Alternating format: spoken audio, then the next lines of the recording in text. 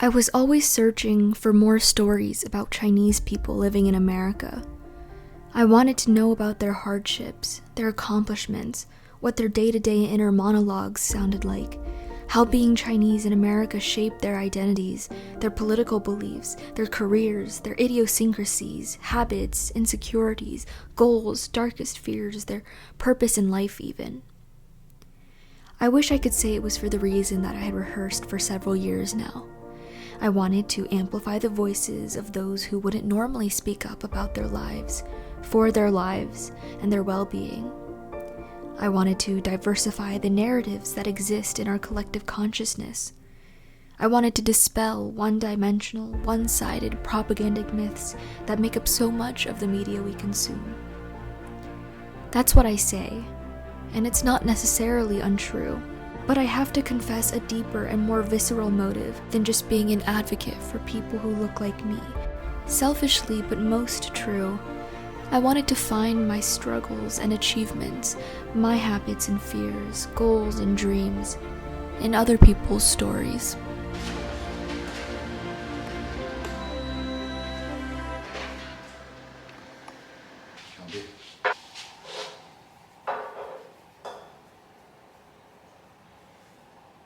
I kind of strongly believe that the stories that you tell and the different experiences and challenges and struggles and achievements that you memorialize, I guess, that's the only way to seep into the consciousness of society, or otherwise nobody will know that you existed. And even if you wanted to fight for your own rights, if nobody even knows you're going through a certain crisis, then how can that happen? The whole point is, you have to tell these stories in order for other people to understand that you are here. I'll be very happy to answer your questions, tell you about our stories, and hopefully will contribute to your project and also to the understanding of Chinese people in America as a distinct ethnic group that share lots of common value of the society,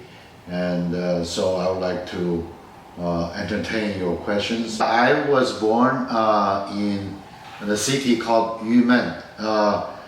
For you to know where it is on the northwest part of China.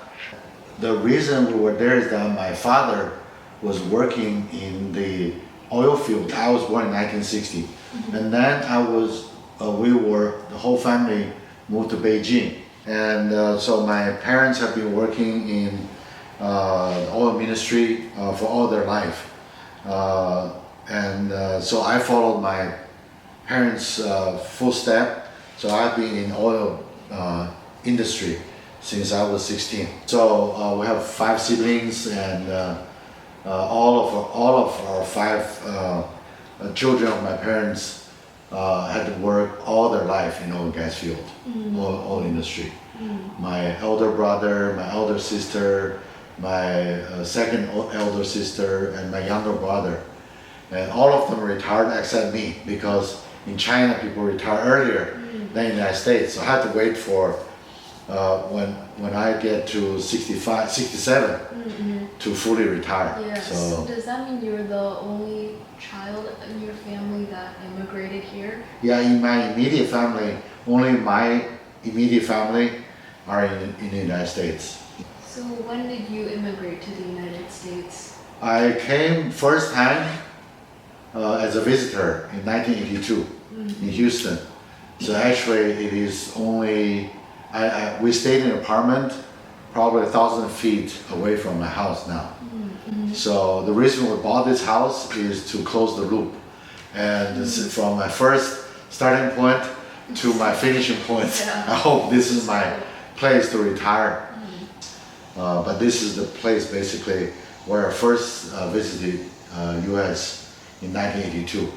So I was in I just graduated from college. So I was in a delegation to be trained as one of the operating groups for the largest seismic data processing center in Asia. And so we were trained over here for 6 months. And then we went back, and then the second time we came for another more advanced geophysical training in 1986. And then then at that time I already decided to come to the United States to do my graduate school. And so I came in 1987. So I went to Rice University for my master and PhD degree. Yeah. Okay. So, with a full scholarship from Rice. I basically got in touch with Western people when I started working. So I was working for that company, but my job was receptionist for foreign visitors. So I got a chance to interface with lots of foreigners when they visit China. I was a receptionist in the sense that I take care of the meeting room, prepare tea, washing tea sets, prepare lunch as a servant, and prepare coffee for them, and sweeping the floor, mop the floor, keep everything clean. So, but at that time, I had a very good chance to learn English. So I always practice and try to speak with them, try to help them. And there were translator. I started working when I was 16, so I did not even go through high school. So when I finished middle school. So this is ninth grade. Finished ninth grade, and I started working. And so I worked in that position. I started to practice English and French. We had lots of French people, so I started to learn English and French. And then slowly, through working, I pick up English. And so I worked over there in that position for about a year and a half. And also at the same time, I prepared going the high school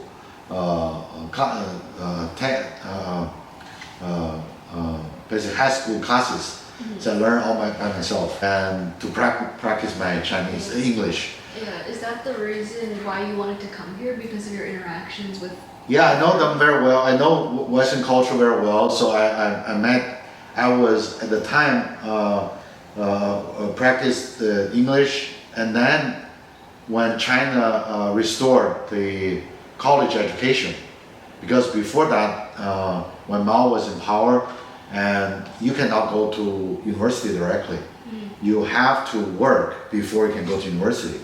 So what happens that I have to work, and then China restored the college education, normal college education system, so that they started the college entrance exam. So I prepared myself with high school classes and prepared my English. So I took the first ever after Cultural Revolution, the college entrance exam. But I was like 5 points below the entrance level. So the company I worked for then paid for us, because we were not going to the normal kind of universities. It was like 5% entrance rate. So only 5% got enrolled. So the company sponsored us to go to sort of like open university, like in UK, but it's on TV, called TV University. So they sponsored basically, today called online university, but at the time it's called TV University, Radio Television University. So all the courses, except local labs and things like that, all the courses are taken through television. All the teachers are all the best in the country, but you don't go to classes in the normal school. You go to special camp. So BGP, the company I work for, basically set up a camp. So we go over there in the company, we got paid, well, we go to school. So I was very lucky to get through very well. In China, you're required to go to do research in undergraduate. So we had undergraduate study, basically thesis research in one of the best university in China, in Tsinghua University. So went over there, that's 41 years ago. So my thesis was basically artificial intelligence at the time in Tsinghua University, Landsat image classification. So went to back to work at BGP. Then I was sent to come to get the training.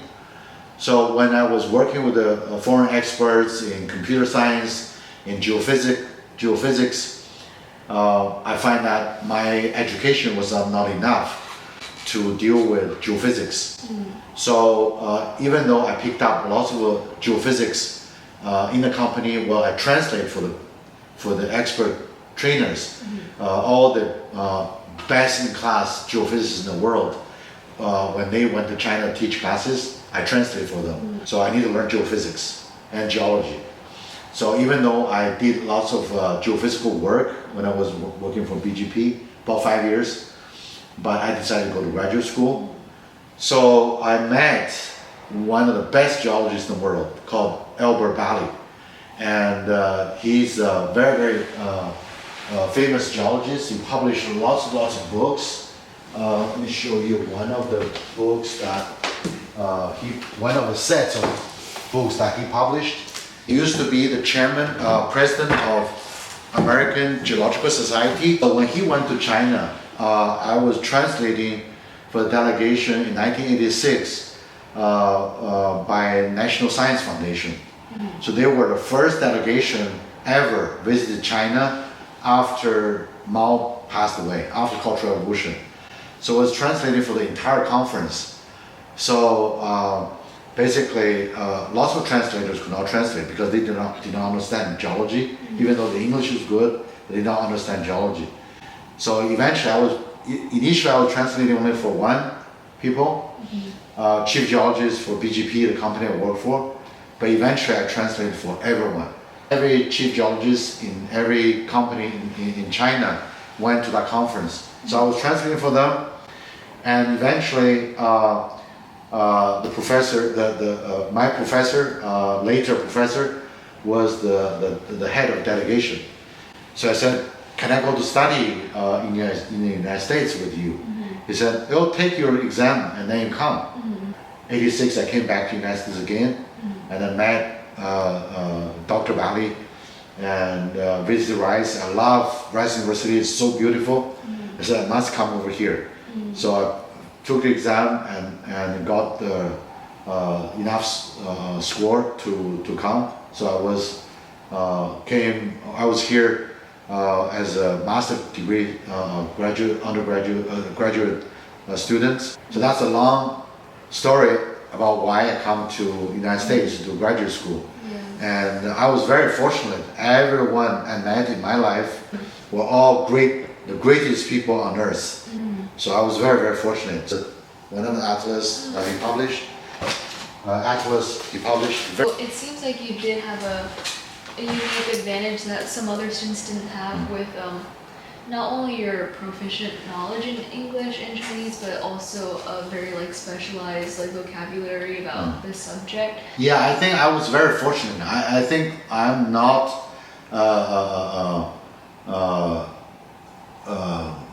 comparable to many of the Chinese students coming to the United States, because I started working early on. I got lots of real world experiences, and I had lots of opportunity to work in a company that has lots of interfacing kind of opportunities with the Westerners. So I understand the Western culture more than lots of people. And so I dealt with, first time, like for example, coffee. The Chinese did not drink coffee at the time, but I was serving Westerners. There were coffee, and the first time I had a chance to eat cheese, which tasted really badly at the time. But it was really an opportunity to experience different things. And they funded me throughout entire 6 years of master PhD education. Even though you had a bit of an unconventional path, do you feel like all of it was kind of smooth sailing, or did you encounter any culture shock, even though you already had a lot of experience dealing with this Western world? Or yeah, it's not challenges. I would say it's more interesting experiences. And then we went to a small town. Look at people, talk to people, say, oh, where are you coming from? So we come from China. So where is China? Is China part of Japan? So that was the first thing. I said, oh, well, people know so little about China. And so that's my first experience. But overall, all the people I experienced are very nice. And I think Chinese people, to a certain degree, are not used to a multicultural environment. And because China is only one kind of a ethnic, general Han group, and people think everybody is the same.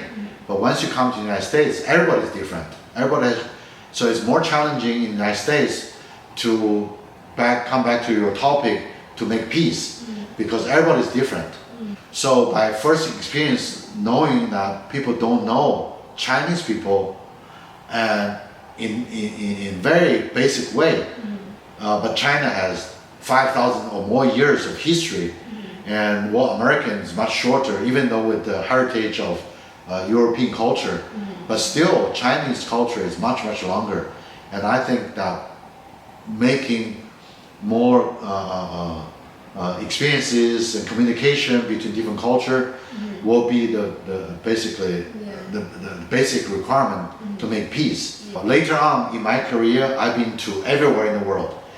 It's every continent, from South America to the end of South America in Australia, Perth in here, all the way to Russia. I've been to South Africa, all the way to Norway. So I've been almost to every part of the world, and everywhere I go, I appreciate different culture more than anything else. I enjoy different food, a different color of people, and different culture, different ethnic, different beliefs. I see the beauty of America as a multicultural country, and people can live together, and I think that's the foundation of peace.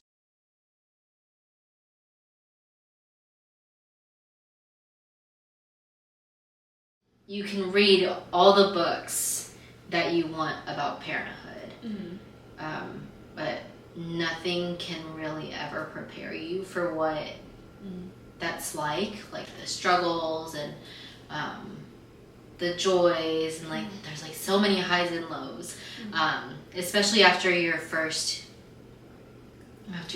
kid.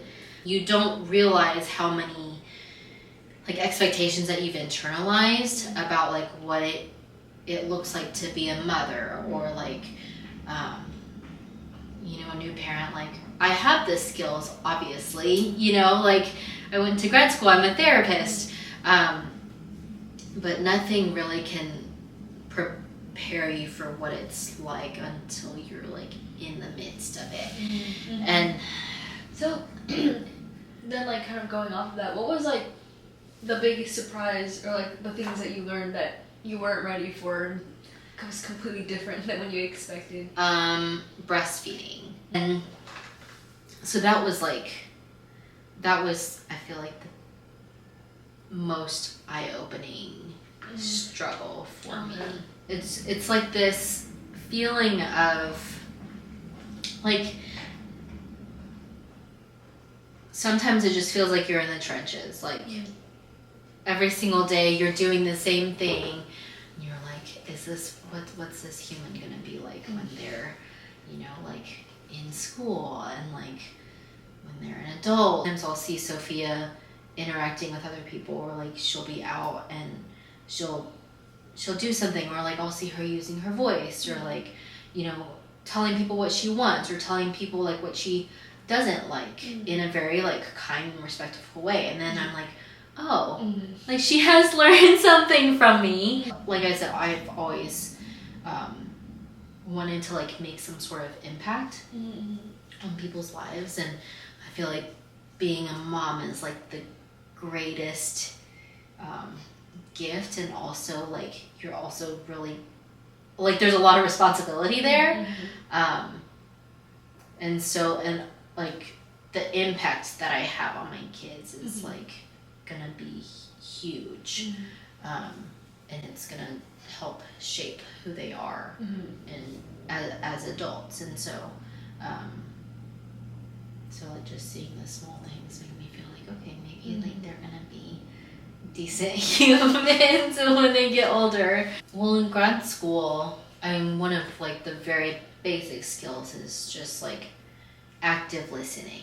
So before grad school, and so many people do this, when someone else is talking, you're thinking about your own experiences that might be similar to theirs, and then like, so they'll say an experience and then you'll say your experience that might be similar to theirs.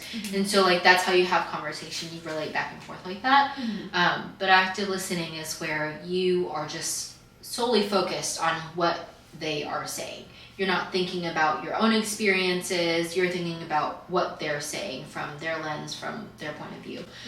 And you don't necessarily always have to say something back. There are some times where you don't know know what to say, and that's okay. But just actually listening. And I feel like those skills, active listening, validation, just like the very basic skills of a therapist, are skills that I'm so glad that I learned. I feel like I think one of the most important things that I've like really embraced as a parent is saying sorry. And like when I recognize that I overreacted, or like I did something that was like, I don't know, not a meaningful consequence to her, just like a random consequence that I threw at her because in the moment I was heated and I just couldn't think, right? And so like recognizing when I make those mistakes, and she may not like have realized that I made those mistakes, but coming back and acknowledging that to her and saying, hey, you know, like mommy did this and I overreacted because I was frustrated and I should have taken, you know, like a step back in that moment and like not like yelled at you or like not given you this like unrelated consequence or whatever.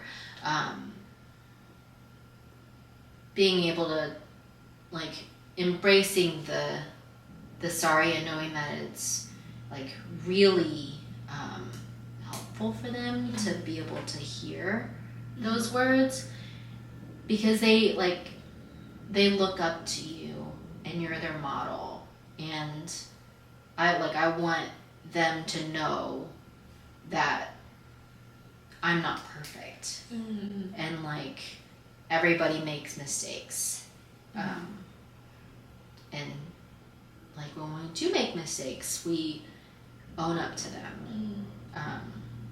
And so, because I feel like growing up, like perfectionism is like a really, you know, huge thing in the Chinese culture, and I don't want her to have to carry that, because that's like a really heavy burden.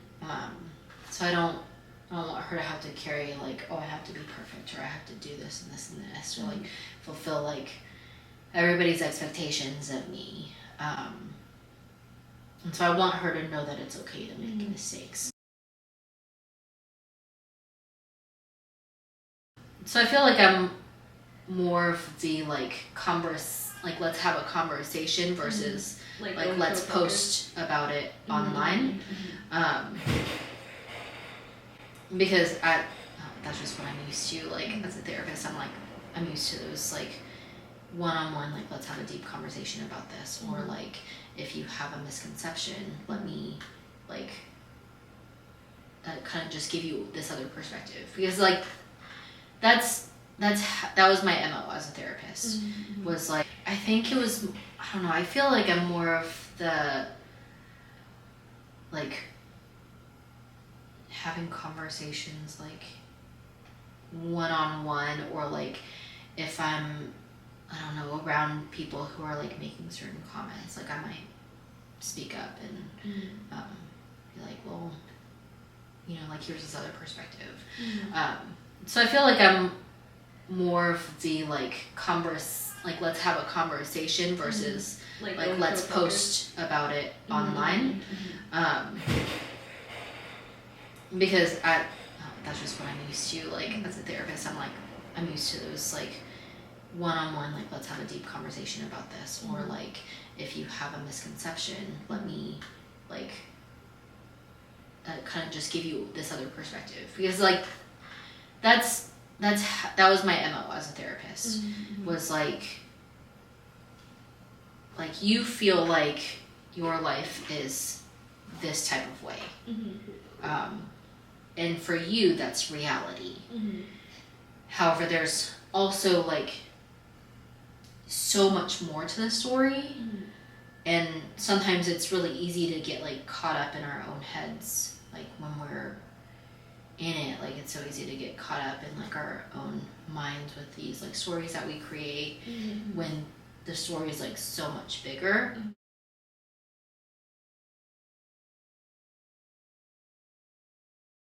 Most of my life growing up in a suburb of Houston called Pearland. Most people know it as that kind of like Asian suburb of Houston. Did a lot of, I guess, traditionally Asian American activities. My weekend was pretty much exclusively dedicated towards extracurriculars, like going to Chinese school, going to Chinatown for art classes, or our Chinese church was there, so that was a big center for us. And so my weekends really focused on spending time in Chinatown. Pretty standard Asian American experience in a lot of ways. Going to school, good grades, played piano, painted for 6 years, I want to say 6 or 7 years. I think I assumed the role. Like school wasn't too stressful for me, and I think part of me was naturally just more introverted. Like growing up, I gravitated towards just reading books all day. Academics and like the Asian American experience weren't really things I tried to or really had much of a reason to run from. I feel like we got away with a lot because we were Asian, and like we had good grades, and we were like quote unquote the good kids. So we did a lot of things that I think wouldn't fly in most other circumstances. I mean, like in high school, for example, like we could skip class and just roam the hallways, and the teachers would know us, the like administrators would know us. They're like, oh yeah, whatever, carry on. Like no one really cares, because we were like top academically, like good students. The downside of that is just higher expectations that you had to live with, and of course the occasional like bullying from non-Asian folks.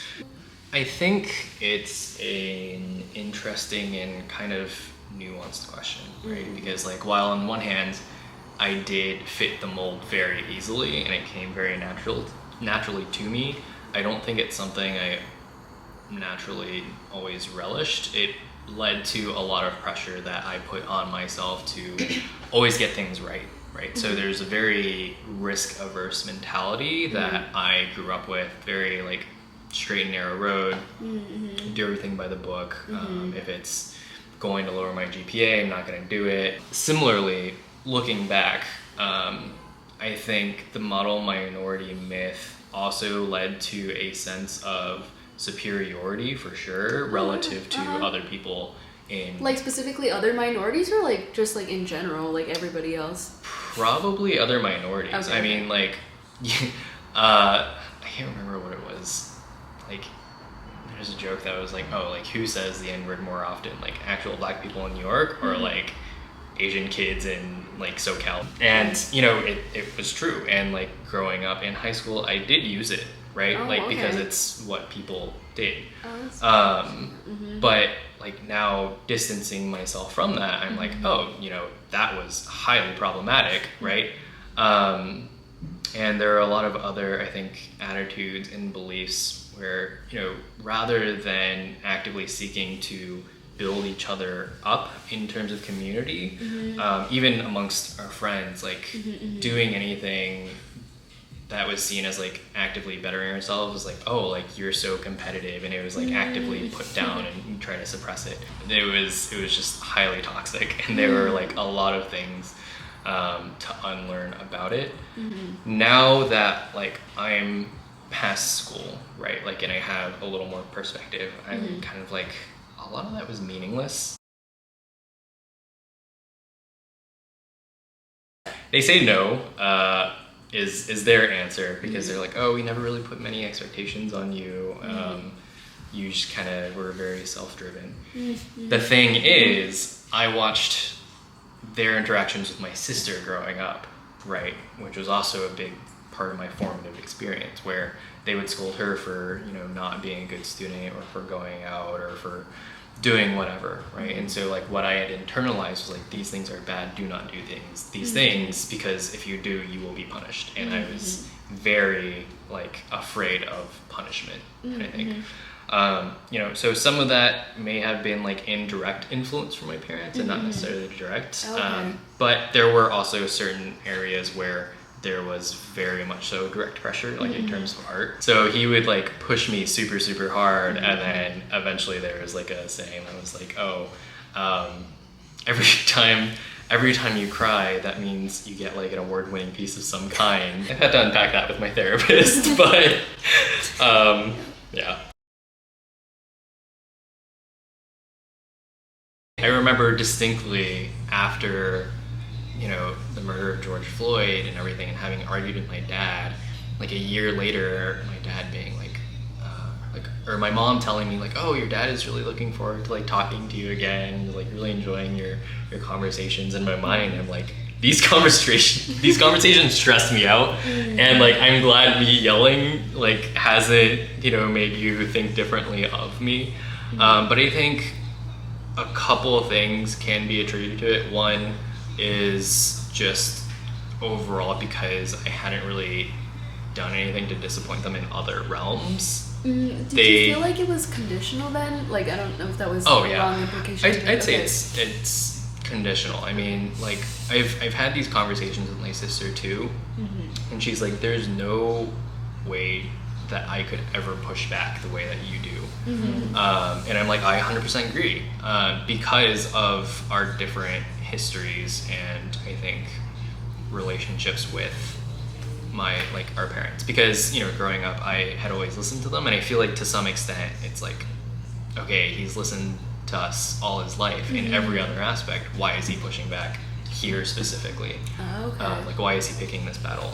I was also a debater. You know, I was always very willing to argue and like point out holes in their arguments, and I think over time they began to listen a little bit more, which was nice.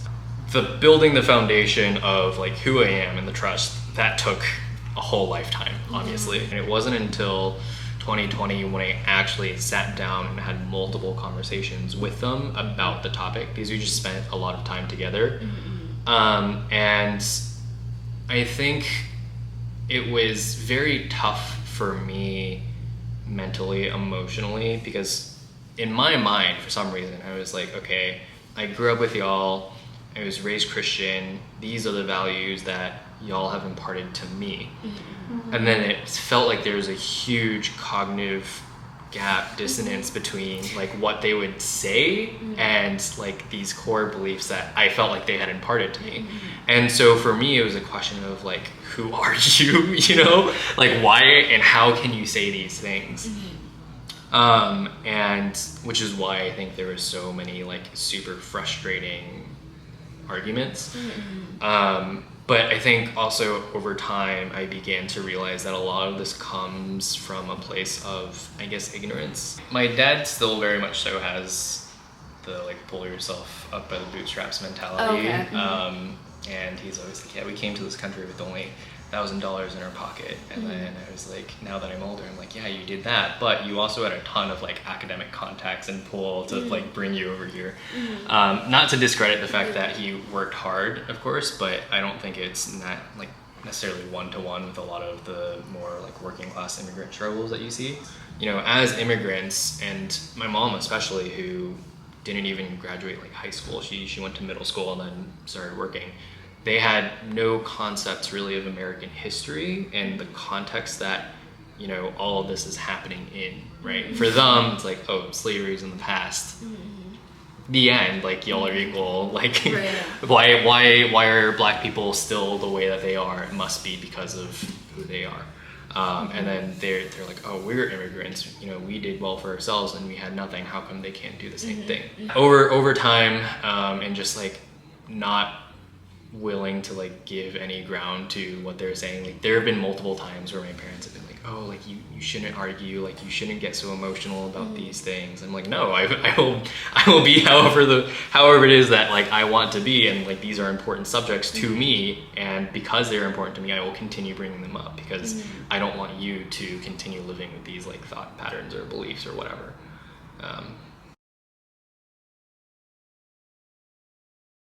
Growing up, there was a definite strong desire to assimilate because there was a strong sense that I was different, and like there were cultural norms that I couldn't like mentally understand or like follow along with. Or like lunch, I thankfully didn't have the experience that my sister had. My sister like brought dumplings for lunch, right?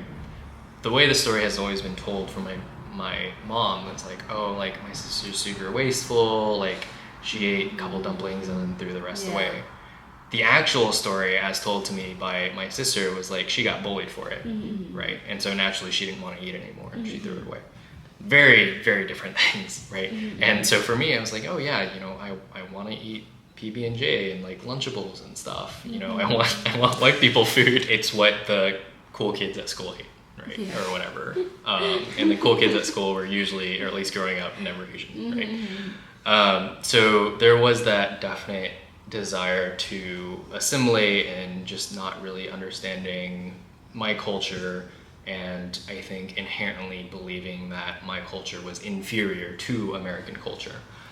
Oh, and I also like very proudly called myself a like Twinkie or a banana or whatever, like yellow on the outside, one on the inside. I remember that very distinctly. And now I'm like, God, no. Like, I mean, I think it was necessary to have that level of Asian solidarity within the community and to have something to have stood behind and to see prominent figures in the Asian community like step out and talk about that, like Daniel Day Kim as an example, who's like pretty involved in that. But like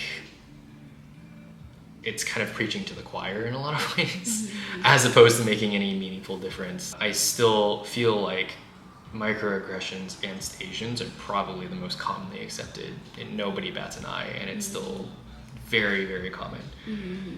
And I don't think anybody actually cares, like broadly speaking, and a lot of my friends do it too. You know, they'll do the Asian accent, you know, they love being chilling, and I just kind of roll my eyes. And you know, you do you're Asian, you know, who am I to tell you no that you can do an Asian accent? All I can say is, like, for me personally, it's not a form of comedy that I necessarily ascribe to or enjoy. We talk about solidarity, but like, what does that mean? Just because we are all East Asian, we all drink boba, like, what does that look like?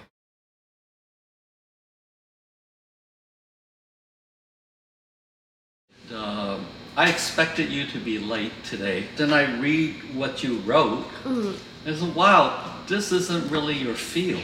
There's things that's contradictory, and someone your age wanting to make certain changes, coming here to talk to people and to make that kind of impact is pretty difficult. You're bringing coal to Newcastle. What is that? So they says to bring coal to Newcastle, meaningless, right? Why would you want to do that? So you wrote about the railroad, that the Chinese were left out of the picture deliberately. Where do you hear that from? Don't believe everything you read. As a researcher, One thing you learn is good information from bad information. You have to be always asking, how did you get this information? Where is it quoted? Where did it come from? Who's the writer? What's the writer's background? Are there biases?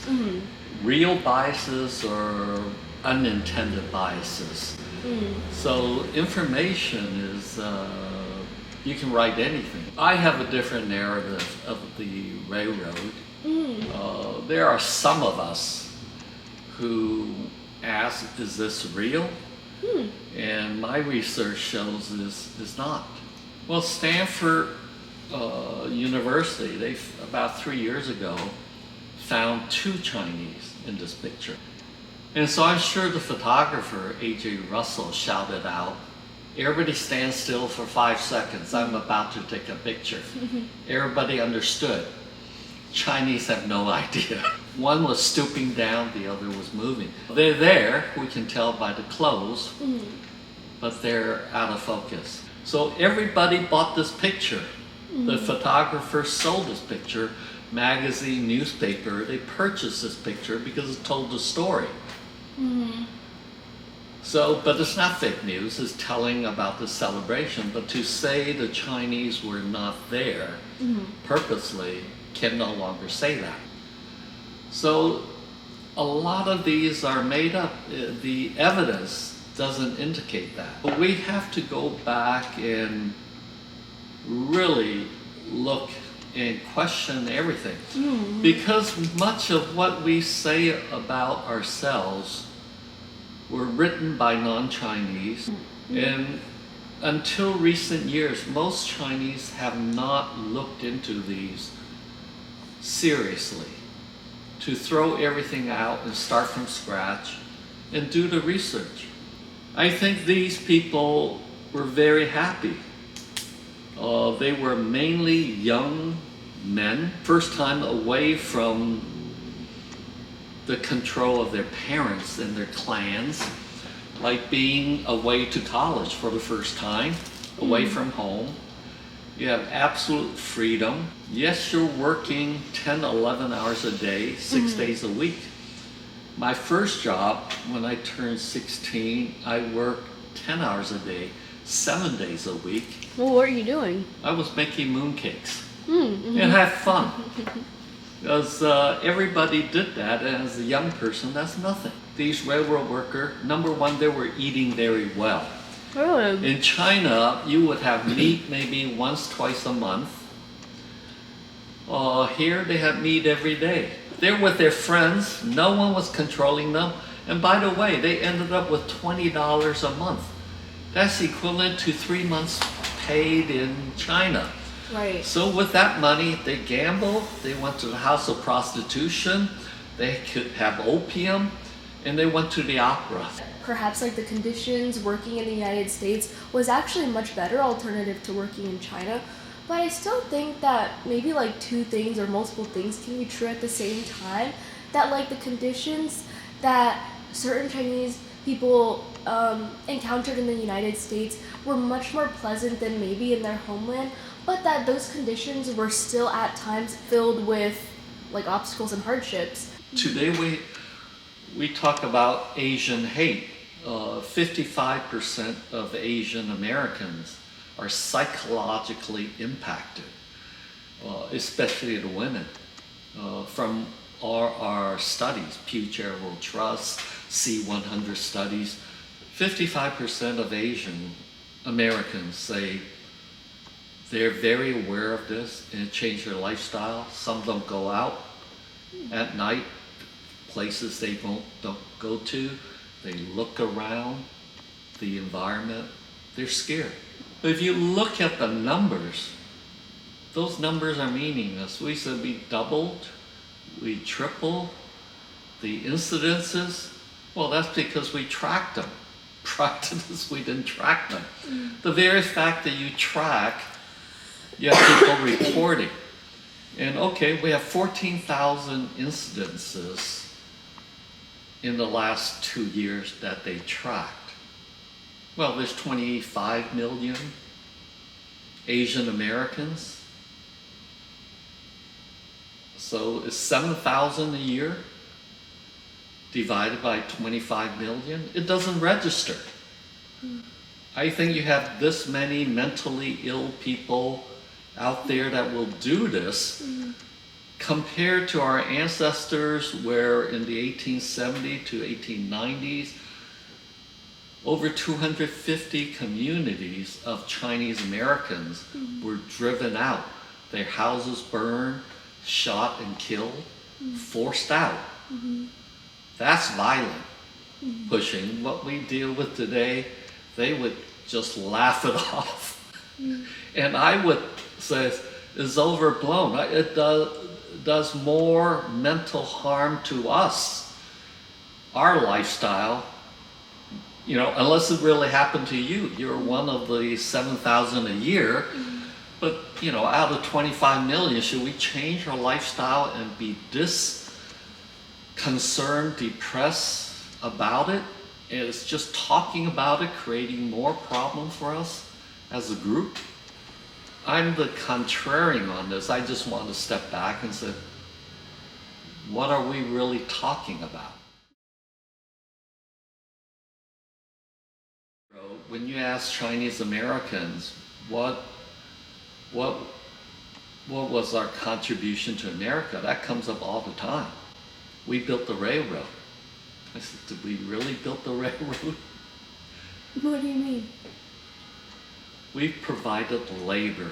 I used to have a business. Labor is just a small part of the overall company. We know for production, you need capital.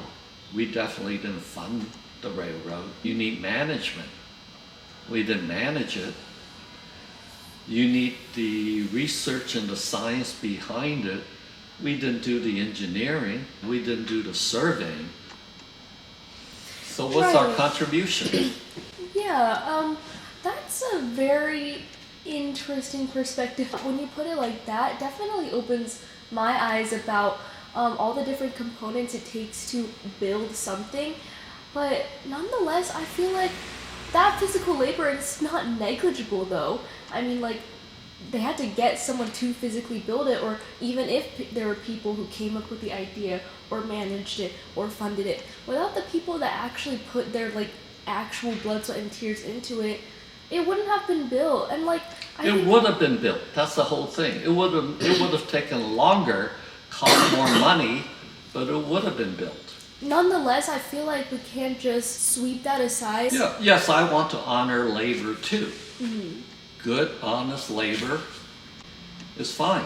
But I think we're groping a bit. Now I can tell you what is important, what the Chinese contribution to America is. Our contribution to civil rights and immigrant rights. What most Americans believe in today were won by the Chinese. There's a case, there's actually right to a public education, all kinds of litigations or special legislation against the Chinese, but the Chinese fought back every step of the way.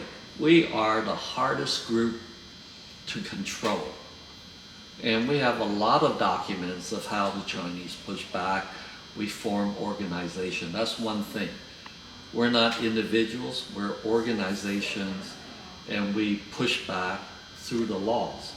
Then I want to tell you about Miranda Act. Miranda Act was a Supreme Court case, 1966, but that case was based on a 1924 Chinese case in Washington, D.C.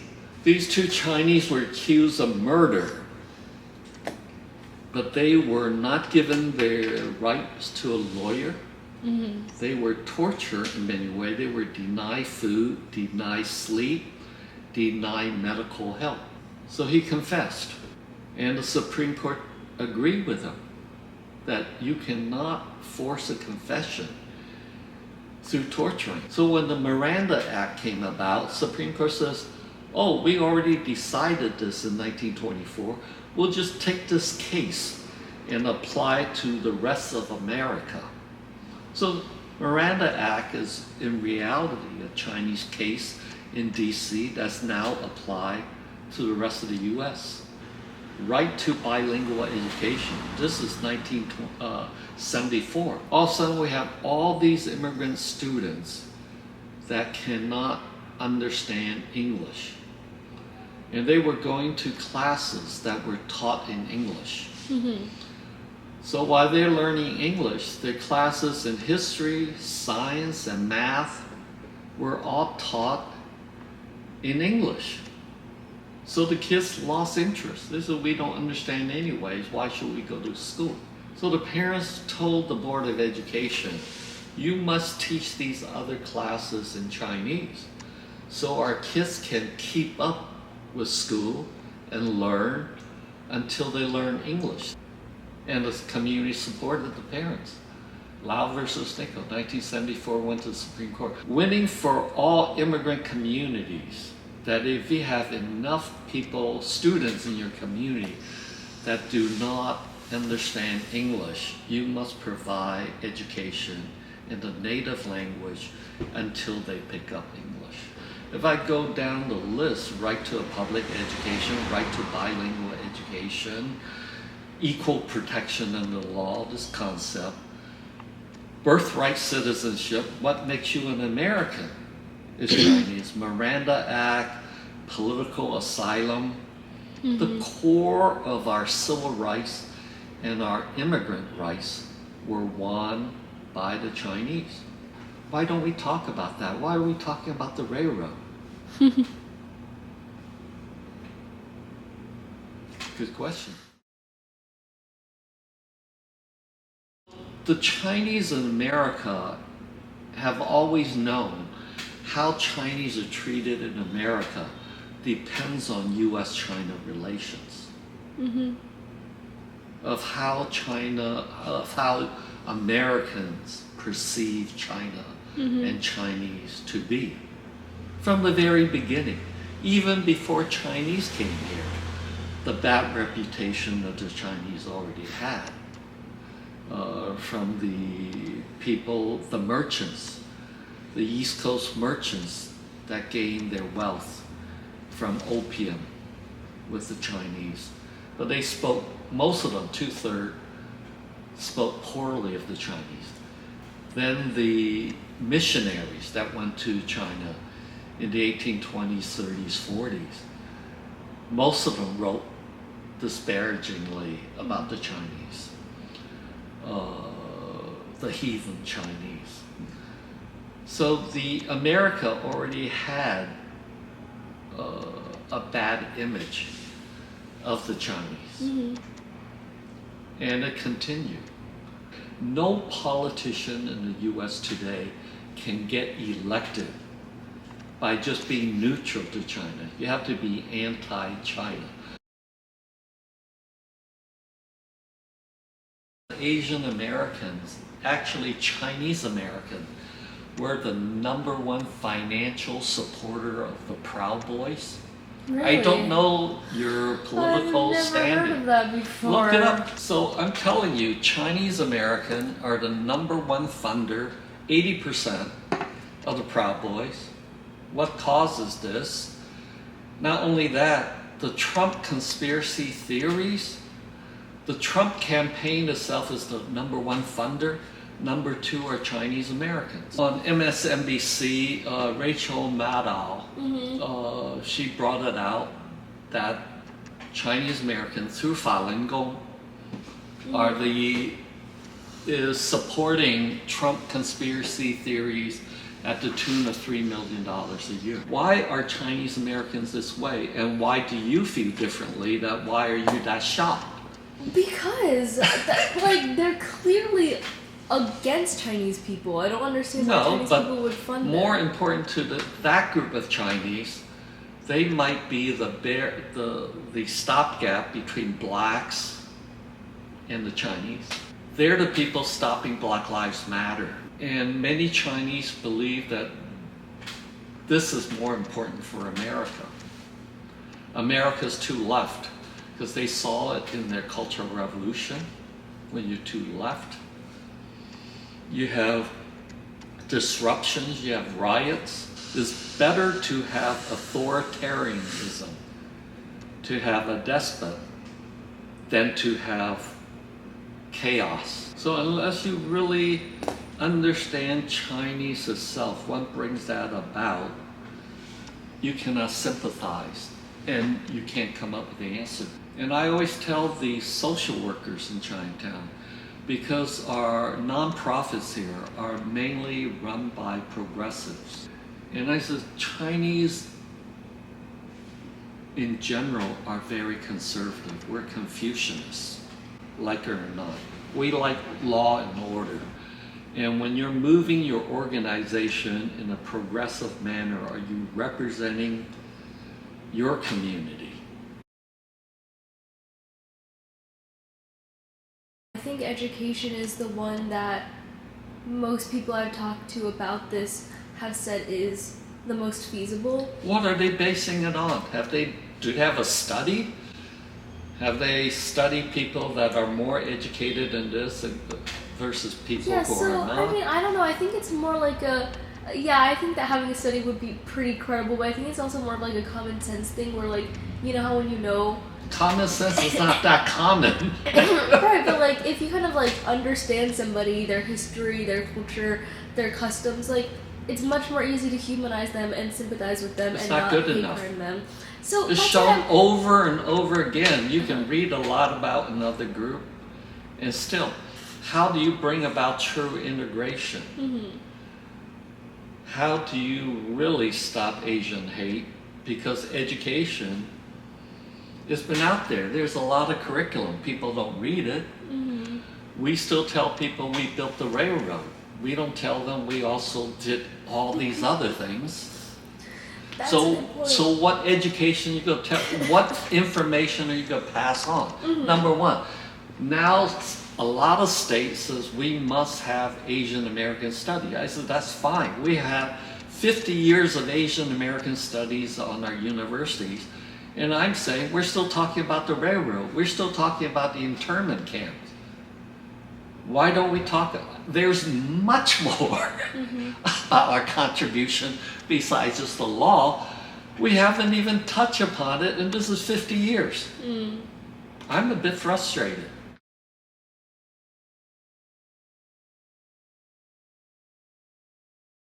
So first, can you introduce yourself? I am 吴贤吴啊，我是来自中国，我是从1989年3月份，我是一个 visiting scholar 在加拿大蒙特利尔。你是在哪里出生的？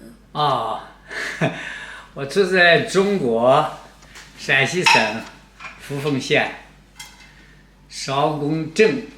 我是在中国1970年从西安交通大学电机系毕业，电机制造，然后在中国工作到1989到1970，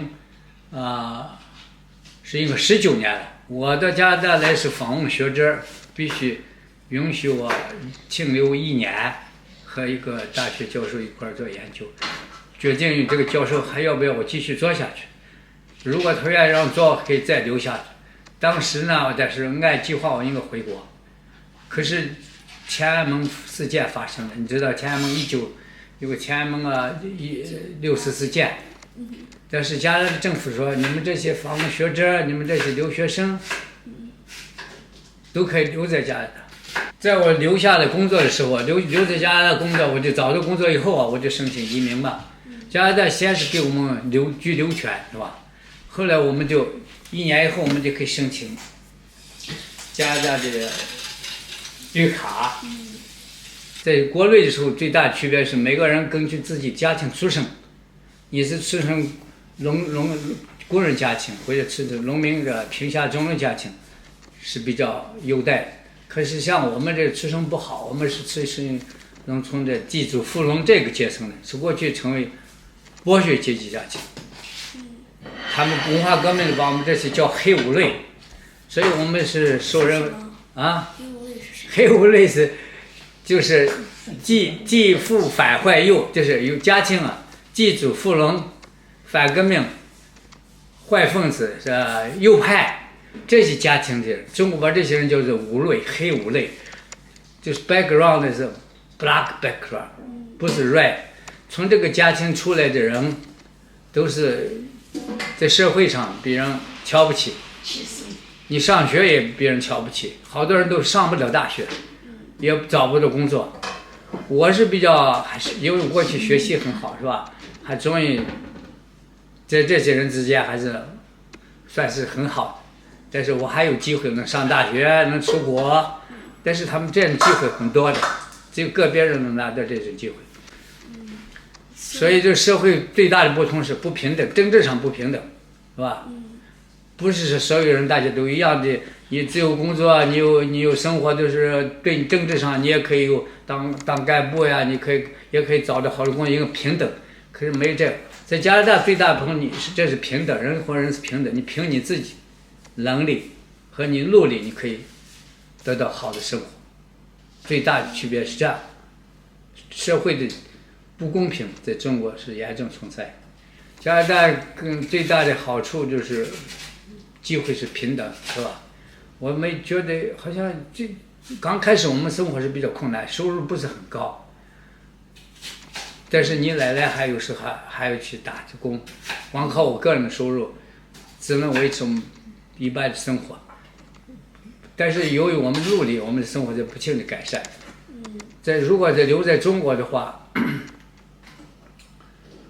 生活也许刚开始我们在加拿大生活好像比中国还艰苦一些，对吧？如果留在中国，因为我在中国已经有一定的工作经历，是吧？而且如果中国也有一定的成就，我也许会比较好的位置。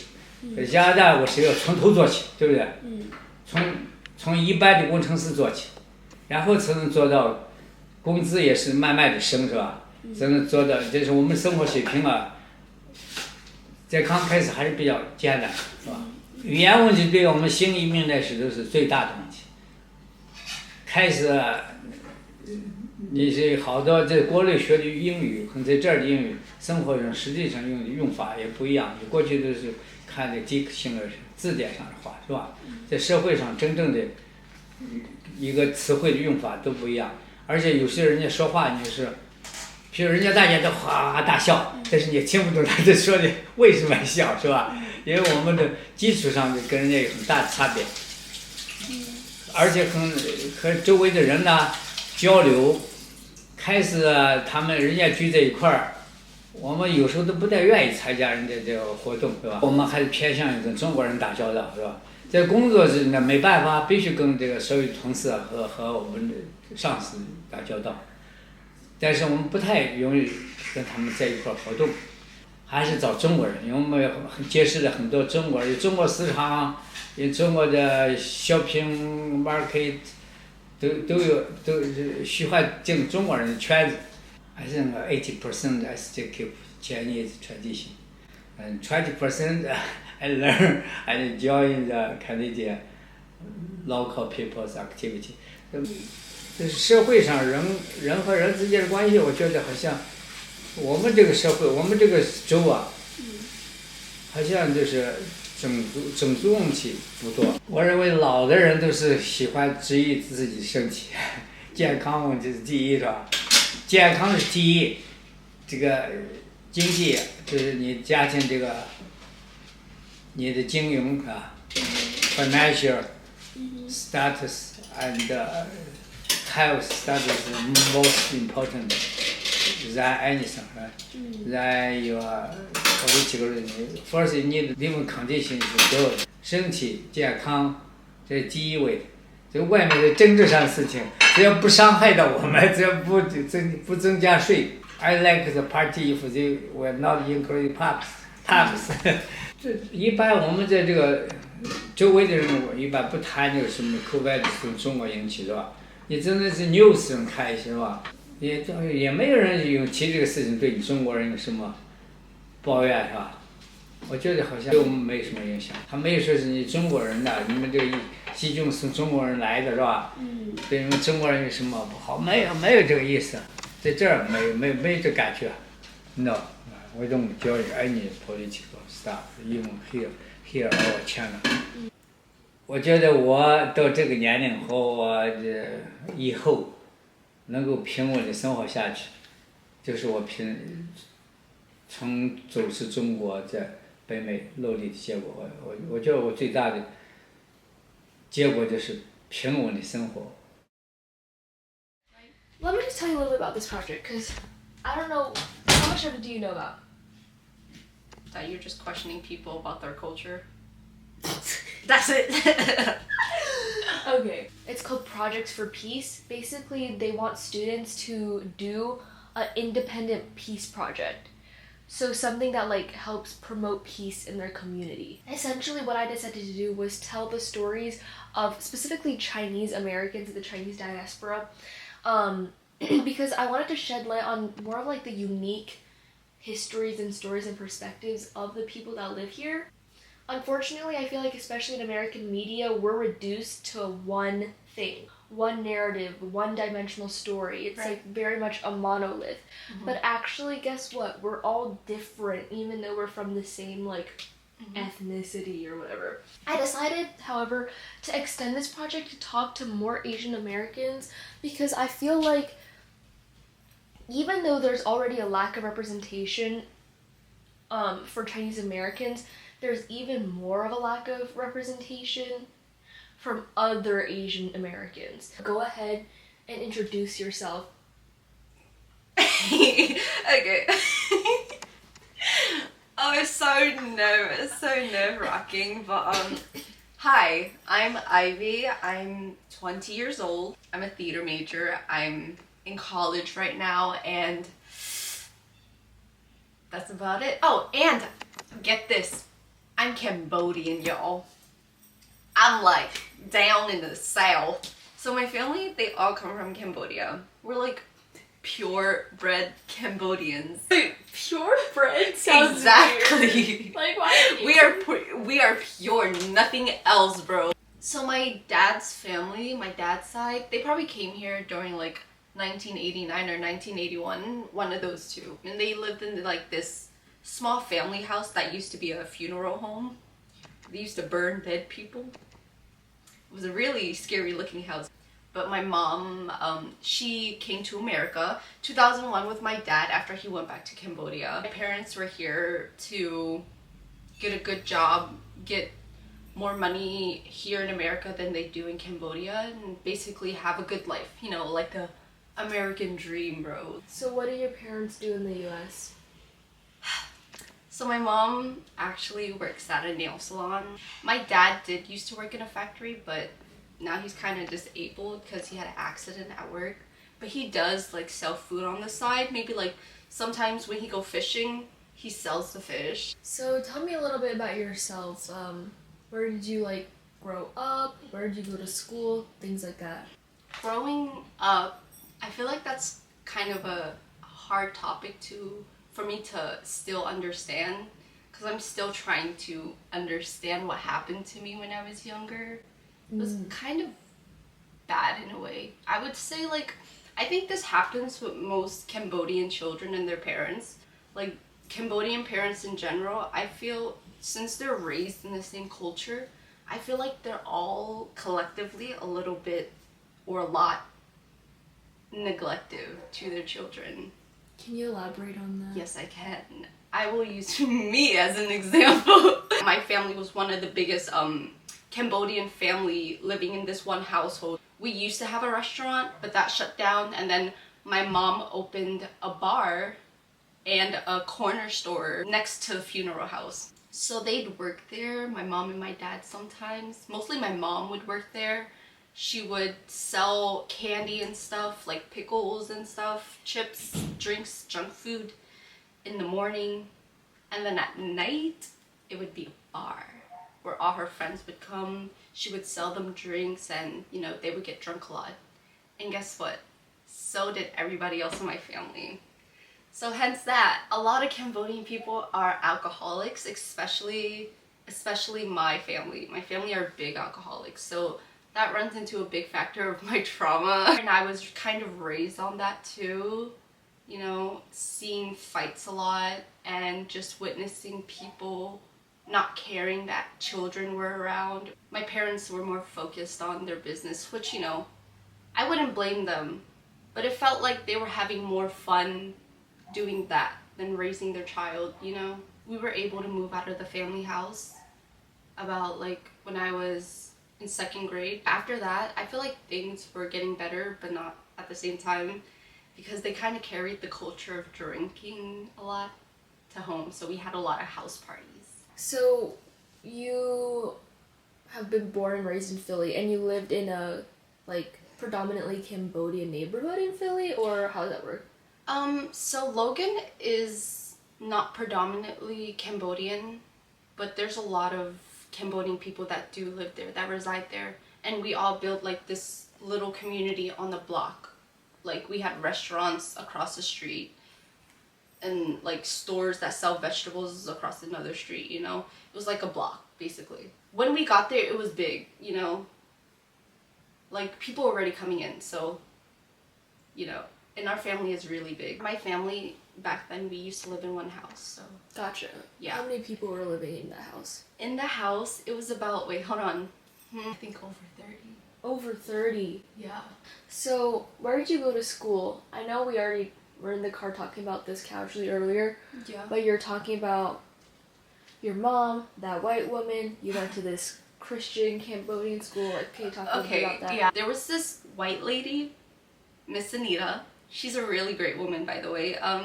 So she saw that a lot of people, like a lot of Cambodian people were moving into this neighborhood.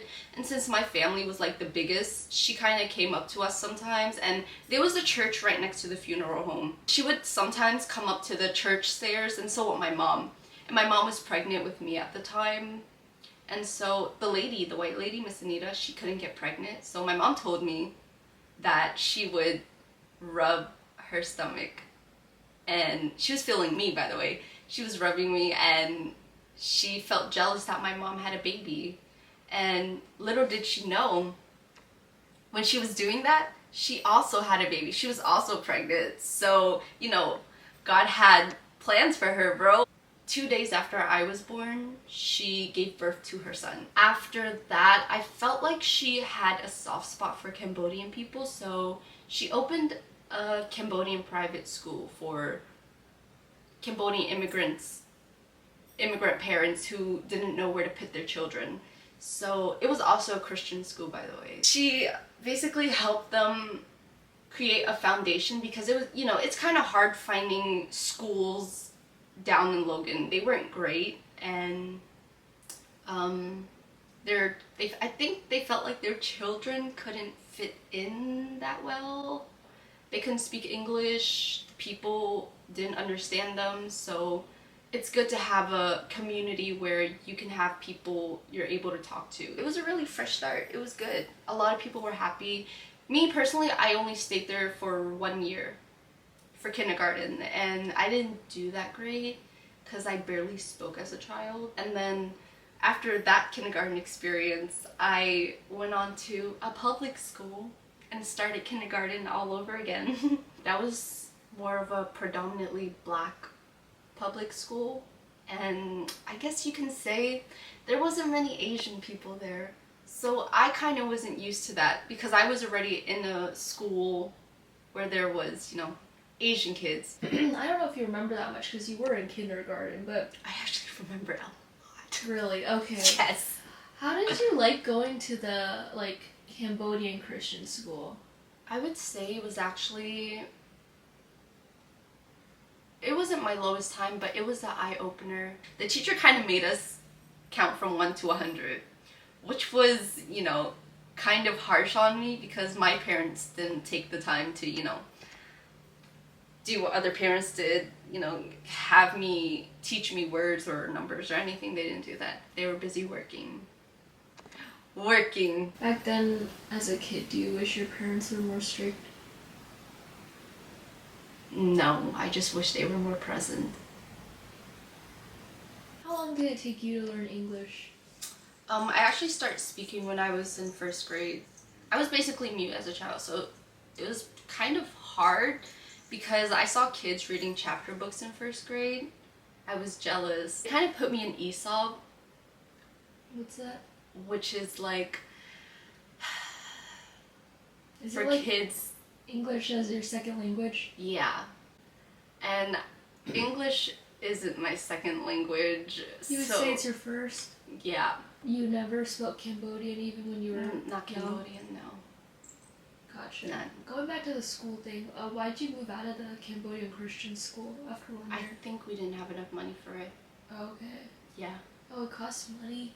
It's a private school. Did you ever feel like it was giving white savior at any point? Like the whole like, oh, like I'm a white woman and I see that like these Cambodian people are like struggling to like be in other schools, so let me open up a school for them and help them out. Actually, no. I think she was very fond of us, you know?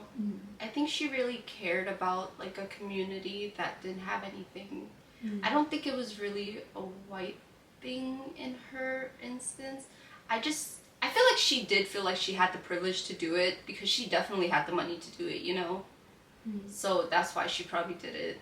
But you know, I can't speak for her. I wouldn't know.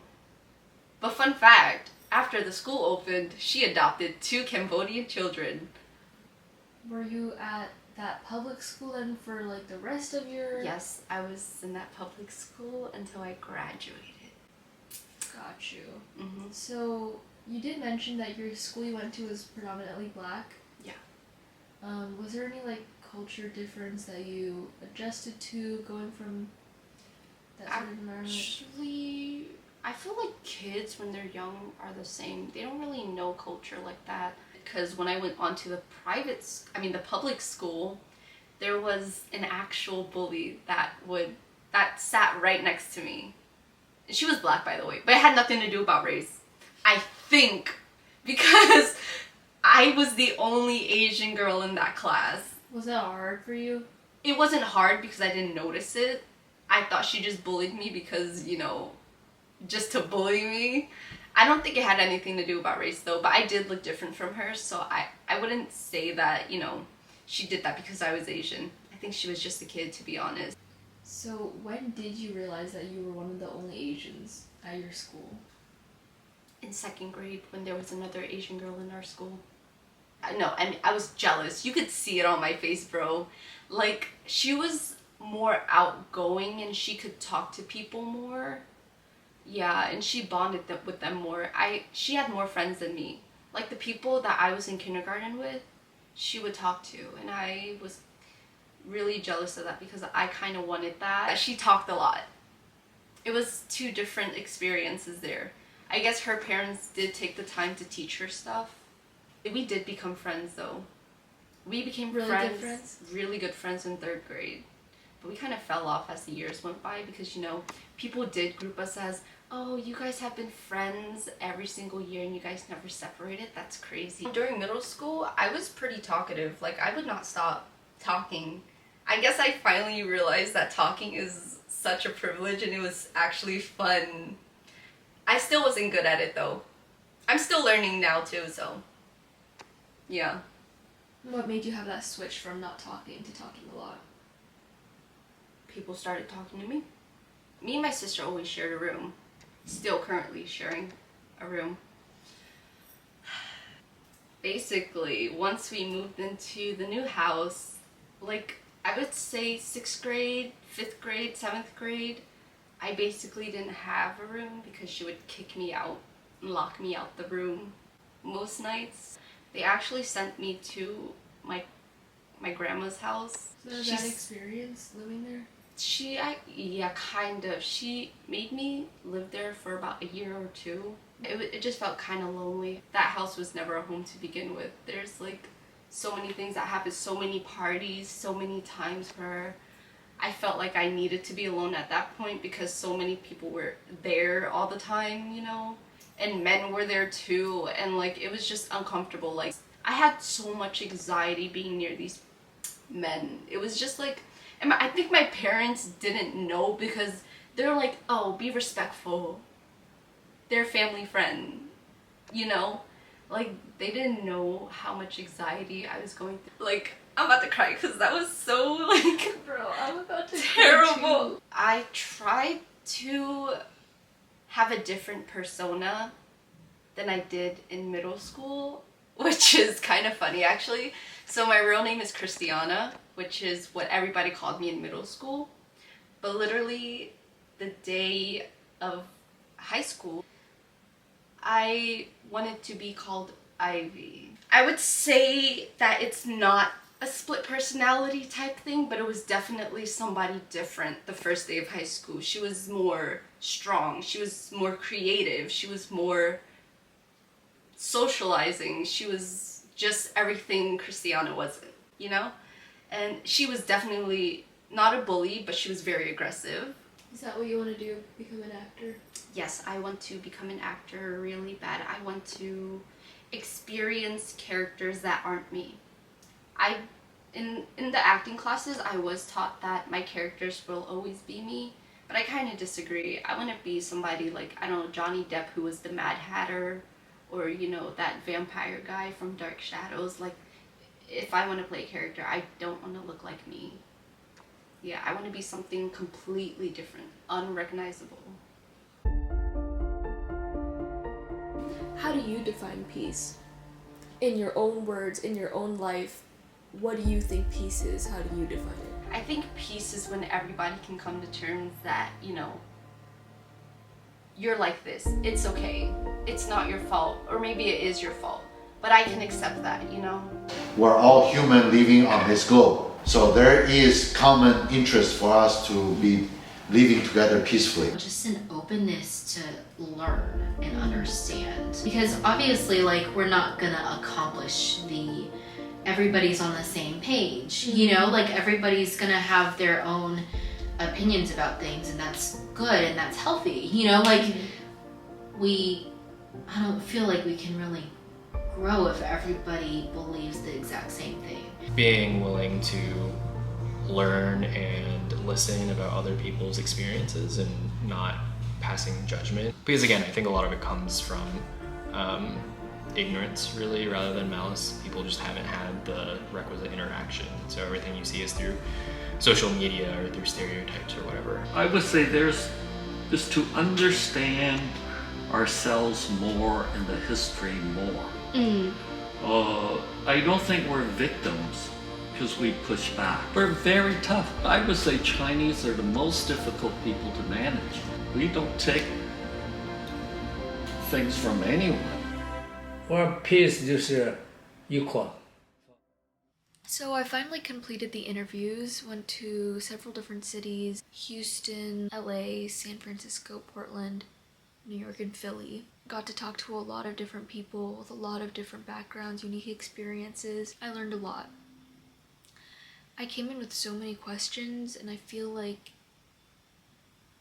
these questions weren't necessarily answered, they were discussed for sure. And maybe that's all I can ask for. I feel like it would take so much longer for me to formulate any like definitive opinions about the things that I was questioning. So a recap of the interviews that you just watched. The first one I did was with Shengyu. I think this interview for me in particular, it provided a very, I would say, stereotypical, in some ways stereotypical Chinese immigrant story, which is that a lot of us came here to pursue higher education. The reason we were given the opportunity, I shouldn't say we, because it was mostly my parents' generation. The reason they were given the opportunity to immigrate in the first place was because they were pursuing a high-skilled job here or higher education, things like that. I thought it was interesting that he thrived so well in this environment, in this Western environment, and he was saying it was because he had been exposed to so much Western culture back when he was in China doing translation work. It's kind of really jarring to me how different our experiences are, in that he lived through the Cultural Revolution when he was really young, about 6 years old. This wasn't filmed in the interview, by the way. He was just telling me about it afterwards. He wasn't even able to finish his high school education and immediately jumped into working in the oil industry. Obviously, he got it after and went to college and then went to pursue his PhD, master's and PhD at Rice University, which is crazy. But there was one story in particular that he was telling me in the car a day later. He worked like insane hours when he was starting out his company. He would like often fall asleep like on his way home from work at like 2 a.m. on the streets. At one point the FBI started like following him, like investigating him, like, oh, like this guy is like really suspicious. I was telling my dad the story. He told me the same thing happened to him. I was like, this is not supposed to be a normal occurrence. Anyways, I don't know if it had anything to do with the whole Chinese people in like higher up positions that have like access to certain information. Anyways, it's just speculation. Anyways, talking to Shengyu was really interesting. He's a really interesting man. He's a geologist, a geophysicist. He also paints in his free time. He's like an incredible painter. I walked into his like mansion in Houston. Marble flooring, you know, got like a slightly spiral staircase, and then on the walls it literally looks like a museum. It's like all just filled with paintings that he painted of like himself, his wife, his other family members. He's also telling me at the end of the interview how he's writing a book right now. Second interview I had was with Christina. This interview really opened my eyes. It honestly healed my inner child a lot. In the parts of the interview that I actually filmed, we were on the subject of motherhood. And I kind of felt weird about that because I was like, why am I asking like the one woman I interviewed who was a mother only questions pertaining to motherhood? Like, it's so against everything I believe in about how like, you know, women are women before they're mothers and being a mother strips them of their identity, whatever. But that's just the topic that we ended up on while I was recording. She's telling me how there's like so many surprises, trials and tribulations about being a parent that nobody ever warns you for, but that she learned like so many lessons and implemented like parenting skills that I just would never fathom, I don't know, my own parents being able to do. Not to put them on blast. That one part of the interview where she said one of like the best things she learned is how to say sorry to her child. Like, that actually blew me away. Like, I feel like all of the 19 years worth of trauma that I feel like I experienced growing up due to just like generational disconnect, cultural disconnect, I feel like it would have solved all my problems just to hear like a sorry. I just thought it was so interesting how like we can break generational cycles. I think it's super common for Chinese parents. Maybe this also applies to other immigrant parents. It's so hard for them to say sorry, to admit when they're wrong. It's just, that's not how the culture works. Like, as a parent, you don't concede to being wrong, much less like apologize for it to your child. It is upsetting, but it's like, it's one of those things that you just know will never change, so you're just like, okay. But it did. Like, I saw it change like right before my eyes when Christina was talking about that. I've never seen that sort of thing like happen in real time. Like, this is a child to immigrant parents who is now also a parent who has literally broken this cycle. I was like on the verge of tears listening to her talk about that. Then I had the chance to talk with Matthew. Matthew, first of all, is living the life that I want to live. I think he does consulting, has a pretty cushy salary, lives in this like really cute apartment in Koreatown in LA. Moved there just because he felt like moving there. Bought a sports car in his free time just because. He was telling me in the interview, which this part is cut out I think, but the reason why he wanted to move to California was literally just because he wanted to be a California Asian. Like, it's like, and I get it, like, that's a thing. Like, I wish I was one of those California Asians. Like, having grown up in, first of all, in like the middle of nowhere in Mississippi for the first 8 years of my life, and then next like 11 years of my life growing up in suburban Pennsylvania, I never experienced having like that classic, like picture perfect, like Chinese friend group. It's just like I felt such a desire to belong, and we share the same cultural norms. We eat the same food, we speak the same language, we like hold the same cultural values. And I know a lot of it is shallow. We all drink boba, we all have like dragon tattoos, like just like it's super superficial stuff, but nonetheless, even a really shallow indication of like feeling like you belong is really all that I've ever craved. So no judgment whatsoever. I think Matthew If you're watching this, you're doing a great job at being a California Asian. He's got the perm going on. Really cool. I think in Matthew's interview, there's a really interesting question raised about like, yes, like this Chinese American diaspora.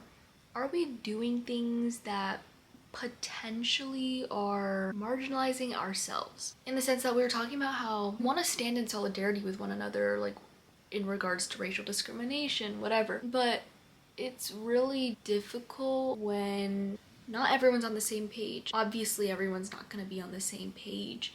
But it's just, it gets confusing because, for example, like he was talking about how some of his friends use like Asian accents or like play into those like jokes about like Chinese people or China or the Chinese language. Like there's a bunch of jokes that like circulate, like he was talking about like the bean chilling thing. It kind of raises the question like, is it okay for us to joke about our own people and like our own culture? Is that setting us back? And if it is, like, do I really have the place to be like, no, but you can't do that? But also it's like, why are you doing that? I don't think it's something that we can change as a movement. I don't think it's possible to get everybody on the same page, and that's never the goal. Maybe it's just a small thing, you know, like making like somewhat racist jokes about your own people or whatever just because you find it funny doesn't really have that big of an impact on the larger picture of trying to secure certain rights and privileges. But I don't know, I'm still conflicted about how I feel. Moreover, something that was super interesting to me in Matthew's conversation was he was telling me about how during the resurgence of the Black Lives Matter movement in 2020, where all of us, not maybe all of us, but I certainly was, and the people I was around, we were having a lot of explosive arguments with our parents about how they're prejudiced and hold bigoted beliefs. During these conversations that I had with my Chinese immigrant parents, it did not end well for me any of the million times that I had discussions with them about race-related matters in the US. So it was shocking to me when Matthew said that after a long time, his parents actually became receptive to the things that he was saying. To some substantial degree, it made an impact, because I was talking to his parents and they were telling me how, you know, like, oh, like this younger generation of people, they just know so much more about politics and social issues than we do, and it's up to us to like actually listen to them and not dismiss them. I was like parents actually think like that? Like Chinese immigrant parents actually think like that? Next, in talking to David, that was an interesting conversation. It was interesting first because maybe perhaps David and I did not start out on the best terms. And honestly, throughout the entire interview, we were going back and forth, but I find that normal and good and healthy to exchange contrasting ideas, because that's how you learn, by being receptive to opposing ideas. One thing that we were arguing about, which is still a question that's in my mind, what type of activism works. So specifically my project was sparked by the rise in Asian hate crimes. And I was thinking like, what can I do to raise awareness about this, maybe to help prevent it from happening. Time and time again, all the people I talked to, they were like, it's education. Like, we need to educate people. Like, that's a foolproof way to do it, because like I said in the interview, if you know about a group of people, you can humanize them, and if you humanize a group of people, you probably won't want to hurt them as much. Anyways, David was really skeptical about this idea, as he was with like almost all of my ideas. Nonetheless, I kind of left that part of the conversation like really confused, because I felt like, okay, so then what is the answer? Like, if education's not, raising awareness is not. And I think one thing that he said over and over again was we need to research our own history. And this one part, he said that we believe things, like as in like the Chinese American diaspora, written about us by people that weren't us. And I think he raises a good point there, because it's like, actually, how are we supposed to educate people if we don't know what's going on with our own history? This sort of reclamation and rewriting of our history is super important, because it's not even like we get to start from like level 1 where it's like, okay, here's everything about our history like accurately recorded, and let's just, you know, absorb it and tell other people. It's like level 0. No, level like -1, where it's like, maybe this isn't the best quippy phrase to use, but like, history's written by the winners. But let's say it is, right? To all the marginalized communities that now have their history recorded, it's not even written by them. It's like written by the people that were able to successfully oppress them. I think David's right. We do need to research our own history a little bit more. Speaking of which, like, what history is accurate, what history isn't accurate?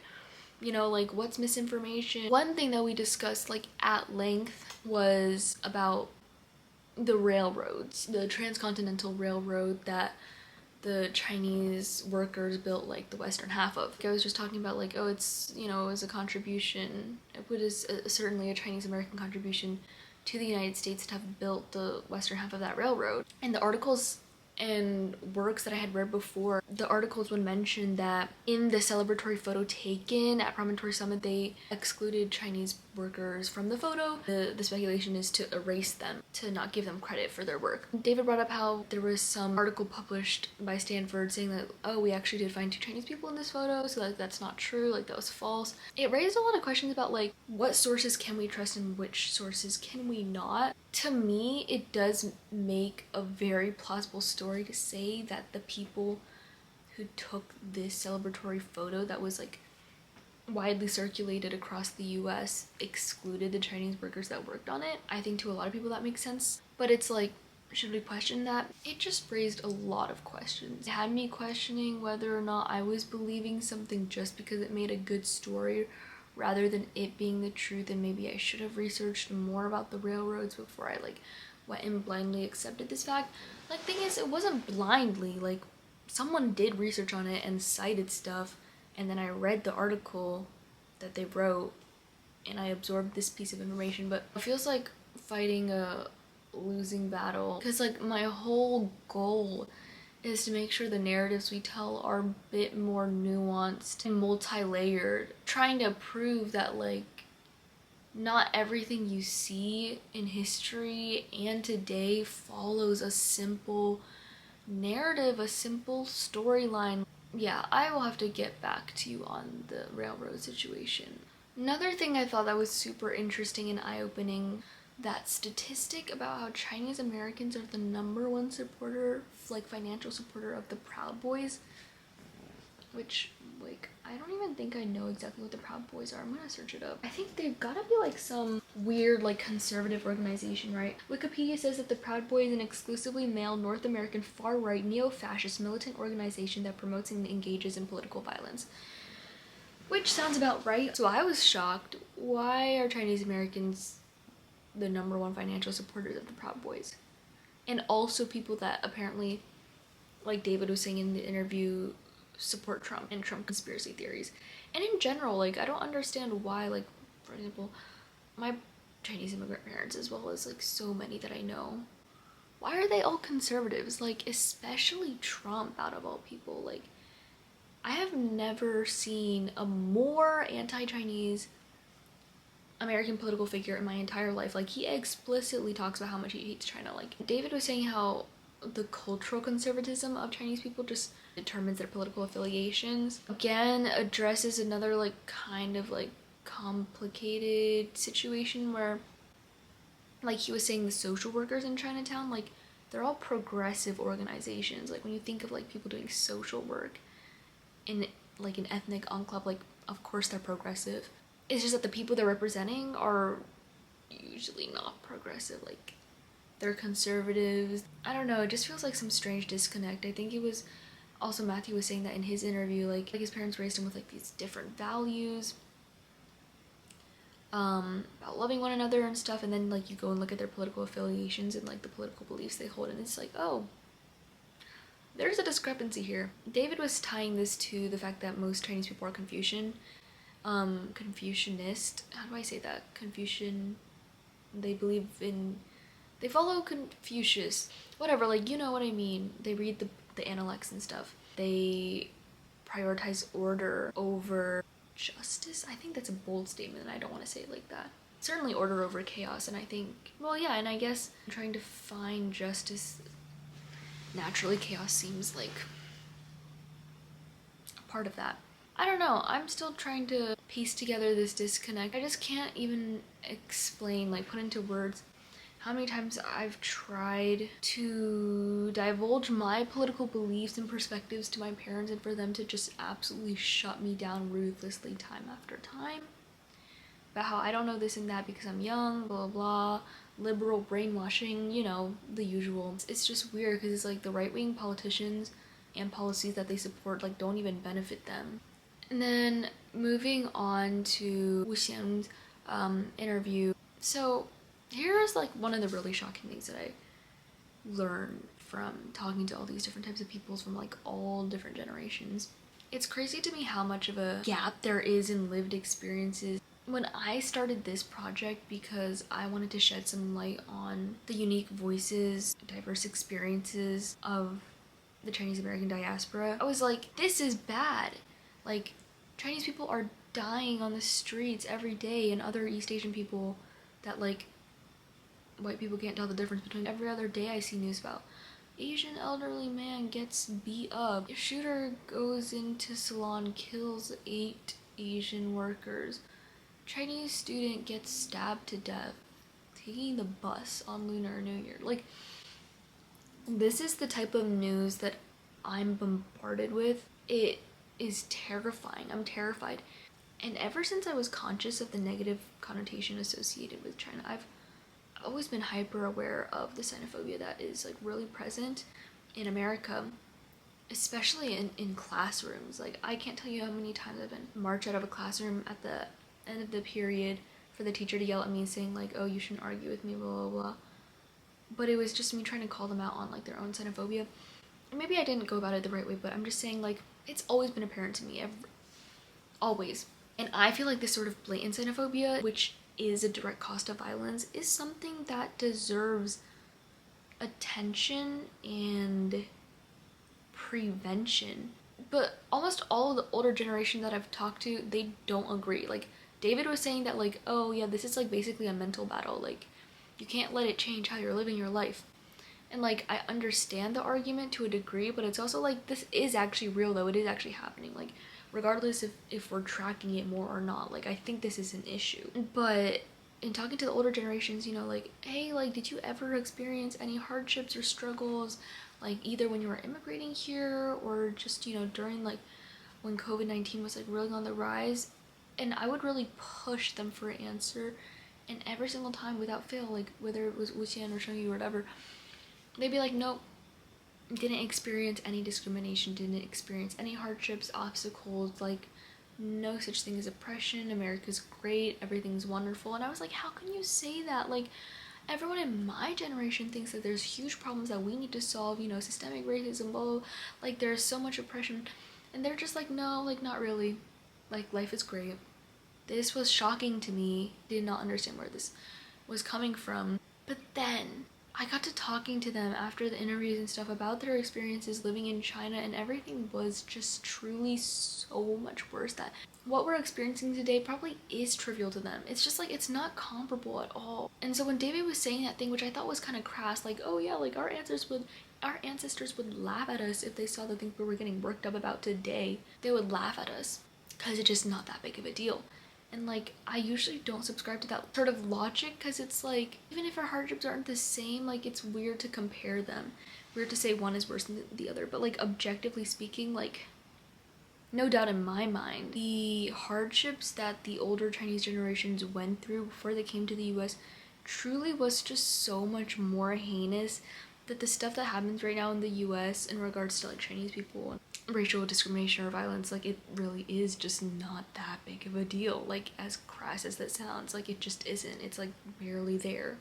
William was talking about how, like, when they were in China during the Cultural Revolution, being like forced to work in labor camps, not going to school, like seeing like professors being tortured, like seeing people get shot on the streets, or like almost having to shoot people, like kill people. Like, it was like that.